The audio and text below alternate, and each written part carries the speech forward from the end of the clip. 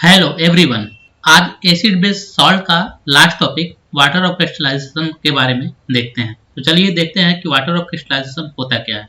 Simple meaning है water of crystallisation का, जैसे आप लोग घरों में जो जो भी नमक होता है, जैसे खाने वाला नमक होता है या कॉपर सल्फेट ले लें या जो भी नमक है, कैल्शियम सल्फेट, जो भी नमक होता है, सॉल्ट होता है, उसमें अगर मॉइस्चर जो आ जाता है, आप लोग देखे होंगे काफी ज्यादा उसमें मॉइस्चर आ जाता है तो उसका कुछ रंग या स्वाद जो भी होता है थोड़ा सा चेंज हो जाता है।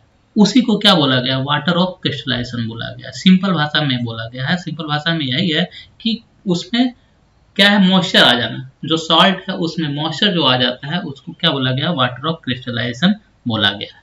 ठीक है।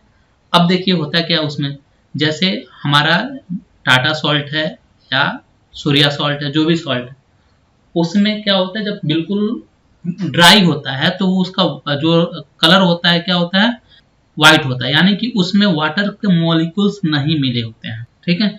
और जैसे बारिश का मौसम हुआ, बारिश के मौसम में क्या होता है कि चारों तरफ वाटर पानी हो जाता है, तो उसके कारण सॉल्ट में कुछ गीलापन यानी कि मॉइस्चर आ जाता है, यानी कि उसमें वाटर के जो मॉलिक्यूल्स हैं उसमें आ जाते हैं, जिसके कारण उसमें क्या होता है, थोड़ा सा गीलापन मॉइस्चर आ जाता है, तो उसका क्या रंग थोड़ा सा चेंज हो जाता है, या तो उसको हम क्या बोलते हैं, वाटर ऑफ क्रिस्टलाइजेशन बोलते हैं।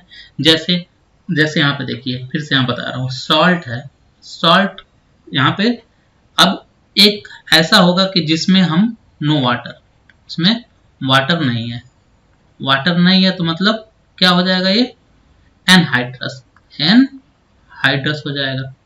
तो ये बिल्कुल व्हाइट कलर का होता है। और जैसे इसमें चिपचिपापन, जैसे नमक में क्या होता है, कभी कभी चिपचिपापन आ जाता है, तो उसमें क्या बोलेंगे, यानी कि उसमें उसके अंदर वाटर के मॉलिक्यूल्स आ गए हैं, तो इसमें क्या बोलेंगे, हाइड्रेटेड सॉल्ट। समझ में आया, हाइड्रेटेड सॉल्ट बोलते हैं। ठीक, यानी कि इसमें थोड़े से उस वाटर में उस सॉल्ट में वाटर के मॉलिक्यूल्स आ गए, तो उसको क्या बोलेंगे, हाइड्रेटेड सॉल्ट। और उस सॉल्ट में कोई भी वाटर के मॉलिक्यूल्स नहीं है, बिल्कुल सूखापन है, तो क्या बोलेंगे, एनहाइड्रस, मतलब ड्राई फॉर्म में। बात समझ में आ गया। अब यहाँ पे देखिए, crystals of some compounds seem to be dry but actually contains some water molecules attached to them. This water is called crystallization, water of crystallization, and such salt are called hydrated salt. समझ में आ गया। Simple water of crystallisation का मतलब क्या है कि उस salt में कुछ अमाउंट वाटर का आ जाना, कुछ वाटर मॉलिक्यूल्स उसमें ऐड हो जाता है, जिसके कारण वो क्या होता है, हाइड्रेटेड सॉल्ट हो जाता, बन जाता है। ठीक है, बस इसका मतलब यही है वाटर ऑफ क्रिस्टलाइजेशन का। अब चलिए कुछ देख लेते हैं। अब देखिए, जैसे क्या होता है कि हम FeSO4 जो होता है, फेरस सल्फेट होता है, इसका जो इस फॉर्म में होता है, तो इसका जो रंग होता है क्या होता है, व्हाइट होता है। ठीक है। और जैसे इसमें कुछ वाटर के मॉलिक्यूल्स आ जाते हैं, कुछ वाटर के मॉलिक्यूल्स आ जाते हैं, तो क्या होता है, FeSO4 में .7H2O, जैसे मतलब वाटर के मॉलिक्यूल्स जो ऐड होते हैं उसमें कितने 7H2O ऐड होते हैं, तो इसका कलर क्या हो जाता है, ग्रीन हो जाता है। बात समझ में आया। यानी कि फेरस सल्फेट में क्या हो गया कि 7H2O मॉलिक्यूल्स, वाटर के मॉलिक्यूल्स इसमें ऐड हो गए, जिससे ये व्हाइट कलर से कि इसमें आ गया ग्रीन कलर में हो गया।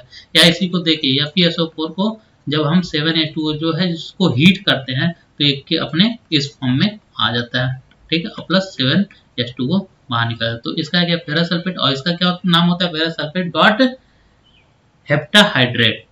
ठीक है, तो ये होता है। इसी तरह से हम क्या ले लेते हैं, कॉपर सल्फेट जो होता है, देखिए ये क्या होता है, CuSO4। कॉपर सल्फेट क्या होता है, ये भी जब अनहाइड्रेट फॉर्म में होता है तो ये व्हाइट कलर का होता है। और जैसे इसमें क्या 5 मोल ऑफ H2O ऐड होता है, CuSO4 जैसे मॉइस्चर आ जाता है, 5H2O आता है, तैसे इसका कलर क्या होता है, ब्लू कलर का हो जाता है। बात समझ में आ गई। तो यही जो आज वाटर मॉलिक्यूल्स इसमें ऐड होते हैं, 5H2O ऐड हुआ है, यही क्या है, वाटर ऑफ क्रिस्टलाइजेशन है। इसी तरह से एग्जांपल आप देखिए, क्या है, जिप्सम का जो फॉर्मूला था क्या है, CuSO4.2H2O। तो ये क्या है, इसको क्या बोला गया है, जिप्सम बोला गया है, इसको जिप्सम बोला गया है।